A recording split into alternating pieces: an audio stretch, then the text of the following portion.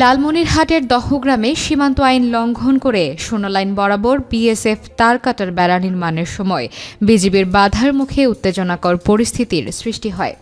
পরে BGB BSF এর sector পর্যায়ে বৈঠক অনুষ্ঠিত হলে বিজিবির প্রতিবাদে তার কাটার বেড়া নির্মাণ বন্ধ করে বিএসএফ।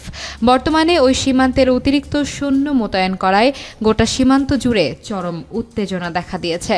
সীমান্ত আইন অনুযায়ী সীমান্ত রেখার ১৫০ গজের মধ্যে কোনো স্থাপনা নির্মাণ করা নিষেধ থাকলেও লালমনিরহাটের দহগ্রামে একাধিকবার সীমান্ত রেখার লাগোয়া তার কাটা দেওয়ার চেষ্টা করে ভারতীয় সীমান্তরক্ষী বাহিনী বিএসএফ।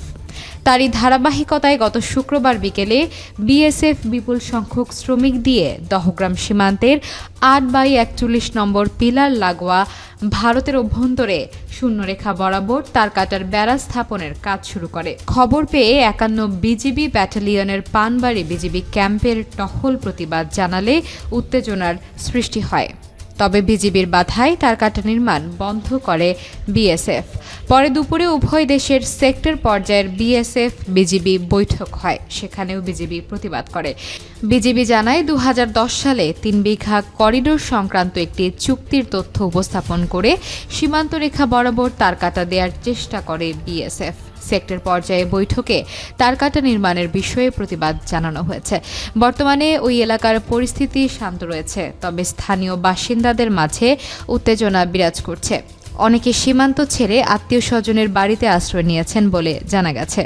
সীমানা পিলার থেকে মাত্র ৫ ফিট দূরত্বে এই কাঁটাতারের বেড়াটা তারা নির্মাণ করছে। বাংলার মানুষকে তারা কি কোনোভাবেই কোণঠাসা করার চেষ্টা করতেছে না? এটা দ্বারা তারা কি বোঝাতে চাচ্ছে? গত শুক্রবার এই তারকারে বেড়াটা সরঞ্জাম নিয়ে আসলো, নিয়ে আসার পর এই লাগা শুরু করে দিল। তারপর আমাদের বিজেপি আমরা খবর দিলাম, আমাদের এলাকার লোক তখন আসলো, ওরা দেখাই দিয়েছে কাগজ শেখ হাসিনা চুক্তি ১০ সালের। বিএসএফ বলে যে আপনারা চুক্তিপত্র দেখেন, জিরো লাইনে বেড়া দেওয়ার নিয়ম আছে।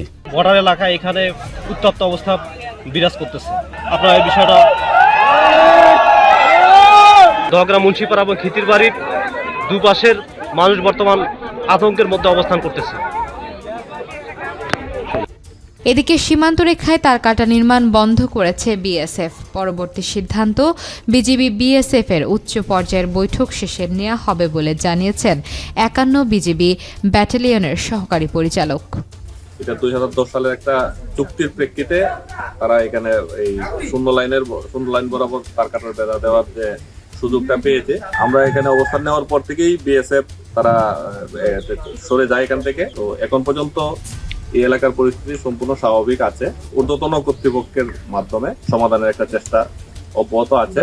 মিটিং এ সিদ্ধান্তে উপনীত না হওয়া পর্যন্ত এখানে কোনো পক্ষই কোনো স্থাপনা নির্মাণের জন্য সীমান্তের শূন্য রেখা বরাবর আসবে না বা কাজ করবে না।